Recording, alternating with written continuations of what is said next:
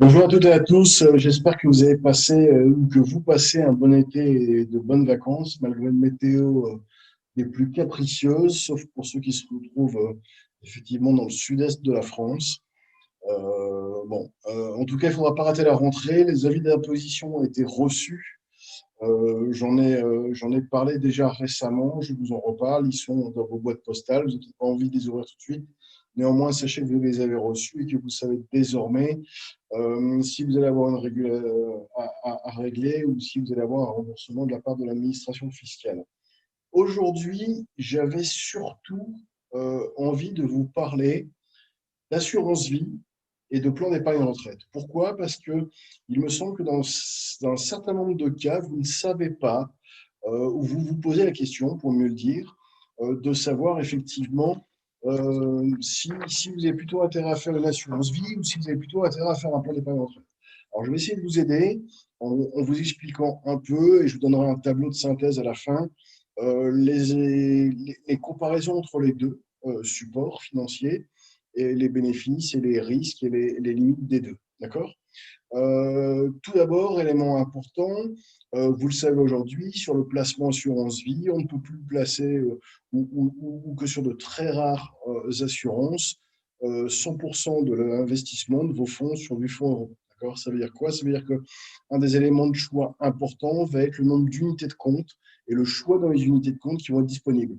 Si vous allez dans votre réseau bancaire ou dans votre réseau assurantiel, évidemment, leur responsable marketing a choisi pour eux un ou deux contrats très stricts et très simples qui ne permettent pas de faire du sur-mesure pour vous, ce que nous sommes capables de vous apporter, de faire des allocations et des portefeuilles qui sont sur du sur-mesure par rapport à vos objectifs et aux objectifs que vous nous donnez. D'accord? Donc, le nombre d'unités de compte est extrêmement important pour nous pour valider la qualité.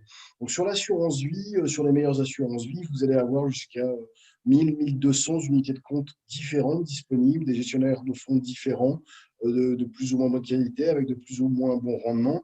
Et c'est ce qu'on va effectivement regarder en termes de qualité. Si vous transposez ça au plan d'épargne retraite, je vais vous donner un exemple. Si vous prenez une assurance vie X chez une société X, dans la même société X, le plan d'épargne retraite, généralement, de façon assez globale, vous allez avoir les mêmes nombres de supports et d'unités de compte disponibles. D'accord? Donc, c'est des éléments importants et là-dessus, vous verrez, il n'y a pas de différence à faire. Euh, Ce n'est pas là-dessus que vous allez faire une différence entre l'assurance vie et le PER. En termes de montant investi, ça, on va commencer déjà, je pense, à réduire. Sur l'assurance vie, les montants que vous pouvez investir sont illimités. D'accord? Sur le plan d'épargne retraite, sur le PER, il existe un plafond d'épargne retraite que vous pouvez mettre chaque année qui équivaut à 10% du PAS. Vous avez, si vous regardez sur votre avis d'imposition en deuxième page, le résiduel de votre épargne retraite disponible qui nous permettent à nous de travailler effectivement sur le capital que vous pouvez mettre. Donc, vous le voyez, en termes de montant d'investissement, ça peut être un premier jeu de décision, illimité sur l'assurance vie, limité sur le PER. Donc, ça peut commencer déjà à vous donner des idées et à vous orienter. Deuxième élément important, l'horizon de placement. L'horizon de placement, sur l'assurance vie, on va recommander assez naturellement de garder ce support plus de 8 ans, puisque comme vous le savez, à partir de 8 ans, vous allez bénéficier d'une fiscalité qui va être allégée. Et c'est cette fiscalité allégée qui est extrêmement intéressante. Demain, pour avoir cette enveloppe fiscale allégée dans laquelle vous allez pouvoir disposer en fait vos revenus financiers. Sur le plan d'épargne retraite, tout dépend de l'âge que vous avez, d'accord? Moi, aujourd'hui, de façon assez générique, j'ai beaucoup de mal à, à recommander en fait un plan d'épargne retraite à un jeune de 20 ans ou de 30 ans pour une simple raison, c'est l'élément suivant extrêmement déterminant, c'est la liquidité du produit, la liquidité du support.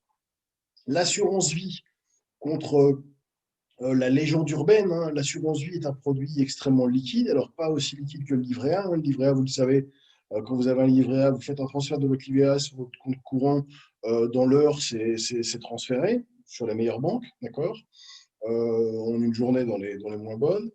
Sur l'assurance vie, ça reste un placement extrêmement liquide. Néanmoins, entre le moment où vous faites la demande retrait de votre support pour pouvoir bénéficier d'argent, de capital dont vous avez besoin, il faut compter quelques semaines, d'accord? Mais ça reste liquide comparé à un plan d'épargne retraite qui, lui, est obligatoirement dénoué, libéré au moment de votre retraite, au jour de votre retraite, d'accord?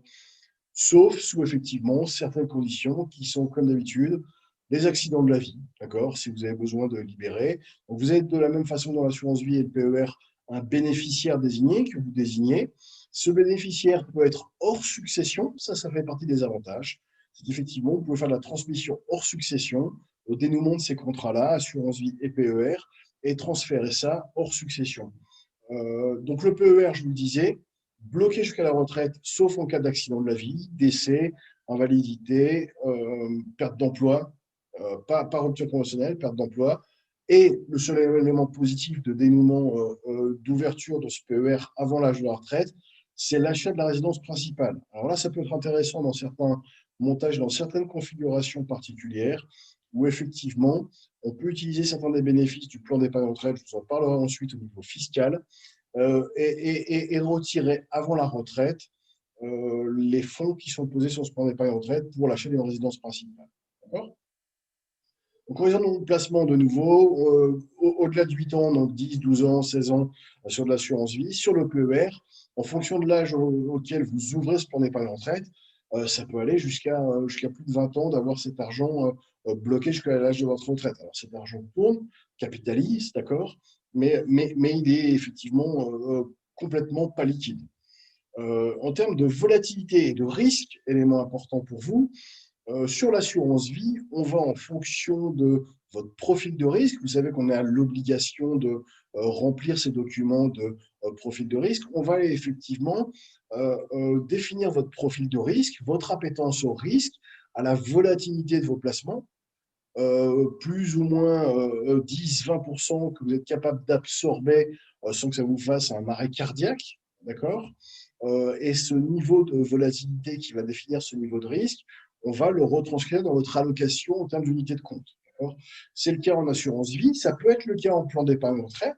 Sachez que néanmoins, la recommandation gouvernementale de l'administration fiscale concernant le plan d'épargne retraite est plutôt une gestion pilotée par l'assurance, pilotage retraite, on appelle ça, qui va faire en sorte que, en fait, vous allez être de moins en moins risqué en termes de placement, plus vous allez vous approcher de l'âge de la retraite. C'est de l'argent de retraite, c'est votre rente de retraite, c'est du capital retraite que l'administration pousse à capitaliser. Il n'est pas question de prendre des risques par rapport à ça. Néanmoins, le volet est ouvert pour pouvoir vous permettre d'avoir une allocation personnalisée sur mesure qu'on est capable de mettre en œuvre pour vous. Moi, aujourd'hui, sachez néanmoins, 95%, 90% de mes clients aujourd'hui, je n'ai pas les statistiques exactes en tête, mais je dirais ça, s'orientent plutôt vers une gestion retraite pilotée, tranquille. Ils cherchent plutôt effectivement à capitaliser. Donc, vous allez avoir un rendement à 2% sur un pilotage retraite. D'accord? Je vous mettrai des petites images pour vous expliquer tout ça. En termes de liquidité, je vous en ai parlé, hein, le placement est liquide sur l'assurance vie, non liquide sur le PER. Les plus, c'est cette enveloppe fiscale pour l'assurance vie. Donc, vous l'avez compris, vous allez avoir une enveloppe fiscale qui, à partir de 8 ans, va se déclencher et va vous offrir en fait d'avoir des revenus qui sont à fiscalité beaucoup plus allégée, puisque vous le savez, constamment, l'impôt sur le revenu et les prélèvements sociaux sont applicables sur tous les produits de capitalisation de vos placements financiers. Le PER, c'est le gros avantage du PER et c'est la carotte que l'administration fiscale a mis en face pour que les gens capitalisent pour leur retraite. C'est cette fameuse économie d'impôt. D'accord? Cette économie d'impôt qui va impacter directement, et c'est là que c'est extrêmement intéressant dès cette rentrée, ou pour les prochaines, en tout cas, gardez ça en tête. L'année N, si vous placez en 2021, ce sera sur les revenus 2021 que vous allez avoir une réduction d'impôt, réduction fiscale, sur les montants que vous allez positionner. Et cette réduction, elle va être corrélée, alors je vous l'ai dit, au plafond disponible d'épargne retraite, mais deuxièmement, à votre tranche marginale d'imposition.